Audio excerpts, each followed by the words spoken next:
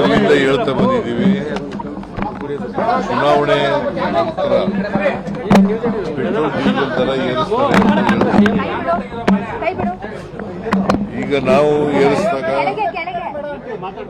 ಸ್ವಲ್ಪ ಏರಿಸಿದಾಗಲೂ ಕೂಡ ಬೇರೆ ರಾಜ್ಯಗಳಿಗಿಂತ ನಾವು ಕಡಿಮೆ ಇದ್ದೀವಿ, ಅದನ್ನು ಅದಕ್ಕೋಸ್ಕರ ಏರಿಸಿದ್ದೀವಿ ಅಂತಂದ್ರೂ ಕೂಡ ಬಿಜೆಪಿಯವರು ಟೀಕೆ ಮಾಡ್ತಾರೆ.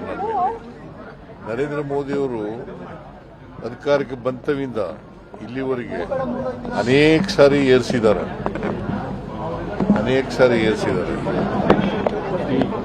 ಈಗಲೂ ಕೂಡ ಏರಿಸ್ತಾರೆ ಅಂತಕ್ಕಂಥದ್ದು ಗೊತ್ತಿತ್ತು, ನಮಗೆ ಎಕ್ಸ್ಪೆಕ್ಟೇಷನ್ ಇತ್ತು, ಏರಿಸಿದ್ದಾರೆ. ಅಲ್ಟಿಮೇಟ್ಲಿ ಡೀಸೆಲ್ ಪೆಟ್ರೋಲ್ ದರ ಏರಿಸೋದು ಇದೆಯಲ್ಲ, ಇದು ಜನರ ಜೀವನದ ಮೇಲೆ ಬಹಳ ಪರಿಣಾಮ ಬೀರ್ತದೆ. ವಿಶೇಷವಾಗಿ ರೈತರು, ಕಾರ್ಮಿಕರು, ಬಡವರು, ಅವ್ರ ಮೇಲೆ ಬಹಳ ಇದು ಬರೀ ಪೆಟ್ರೋಲ್ ಡೀಸೆಲ್ ಬಳಸೋರು ಇಲ್ಲೇ ಅಲ್ಲ. ಅದರಿಂದ ಇದನ್ನ ಖಂಡಿಸ್ತೇವೆ. ನರೇಂದ್ರ ಮೋದಿ ಅವರಿಗೆ ಈಗ ಏರಿಸಬೇಕಾದಂಥ ಅಗತ್ಯ ಇರಲಿಲ್ಲ, ಅದನ್ನು ವಾಪಸ್ ತಗೋಬೇಕು ಅಂತೇಳಿ ಒತ್ತಾಯ ಮಾಡ್ತೀವಿ.